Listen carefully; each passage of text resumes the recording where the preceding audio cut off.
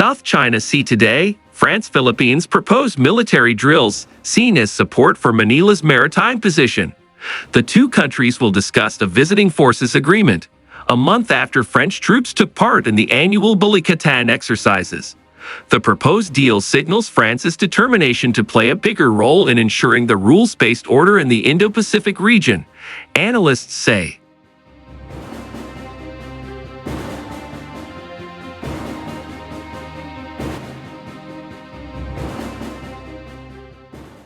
A proposed deal to allow troops from France and the Philippines to hold joint drills in each other's territory underscores the commitment by Paris to ensure the security of maritime trade routes in the Indo-Pacific region and support Manila's position in its South China Sea dispute with Beijing, according to analysts.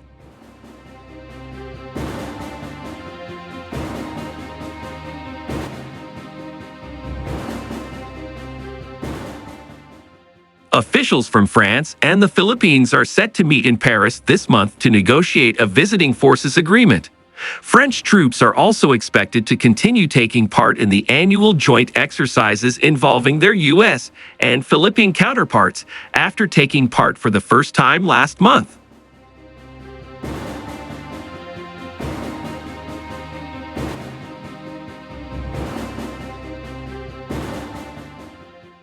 The negotiations showed that France wanted to forge closer cooperation with its regional allies, geopolitical analyst Dindo Manhit said. It is a testament to France's commitment to upholding and promoting the rules-based order in the region. The proposed agreement comes against the backdrop of several clashes in recent months involving Chinese and Philippine vessels in the South China Sea as the government of President Ferdinand Marcos Jr. sought closer cooperation with other countries to stake Manila's claim in the waterways.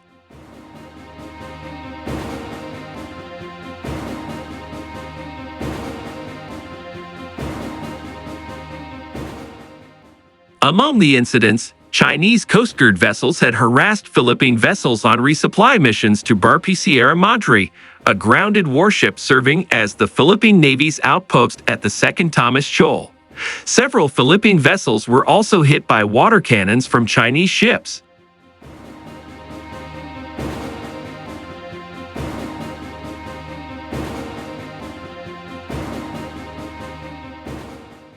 With the support from Paris, Manila could bolster its position in the maritime dispute on the international stage, defense analyst Bigay Parada said. The Philippines knows that it does not possess the military capabilities to compel China to adhere to the United Nations Convention on the Law of the Sea or the Permanent Court of Arbitration's 2016 ruling, Parada said, referring to The Hague's verdict against Beijing's history-based territorial claims in the South China Sea. It is effectively borrowing the strength of extra-regional partners like France to buttress its territorial claims.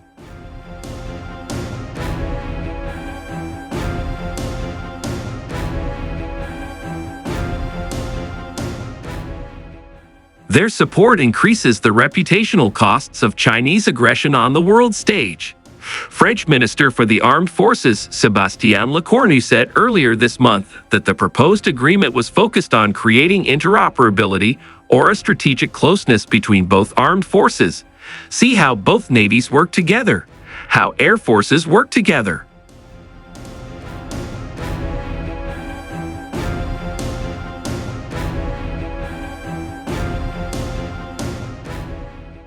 France joined the Balikatan exercises, the joint annual drills between Philippine and U.S. forces, for the first time on April 22.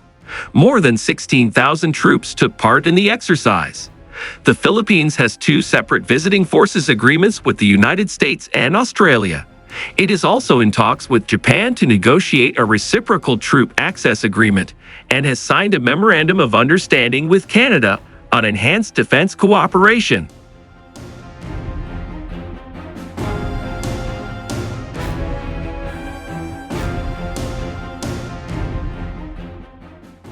The proposed deal emphasized France's determination to play a bigger role in ensuring the rules-based order in the Indo-Pacific region and stability of maritime routes amid rising tensions fueled by the Ukraine war and the Israel-Gaza war, analysts say. The French are concerned with the implications of regional tensions for the freedom of navigation as they care about safeguarding global supply chains that were challenged by wars in Europe and the Middle East, said Joshua Espina, Vice President of the International Development and Security Cooperation.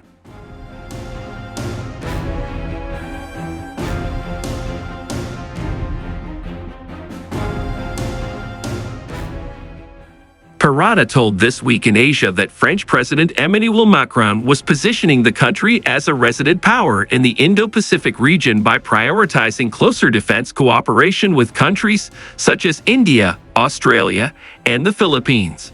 The participation of French troops in the Balikatan exercises also showed that France wanted to be seen as a credible force in the region, Parada said.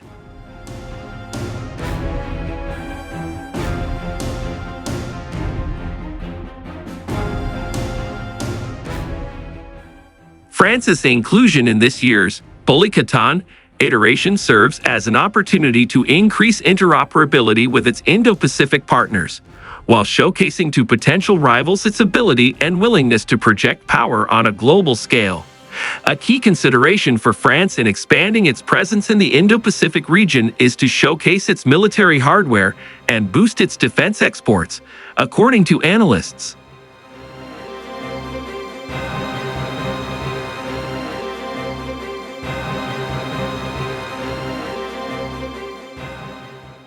The region was a major market for the French defense industry, said Lucio Pitlo-Ayi, a research fellow at the Asia-Pacific Pathways to Progress Foundation, adding that France was being considered as a potential supplier for the Philippine Navy's first submarines.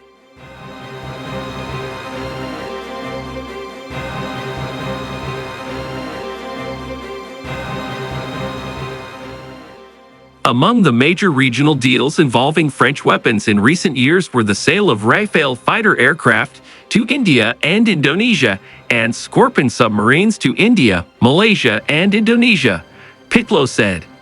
The Philippines could also benefit from closer cooperation with France in areas beyond defense, including attracting more investments from French companies to boost its economy, analysts say.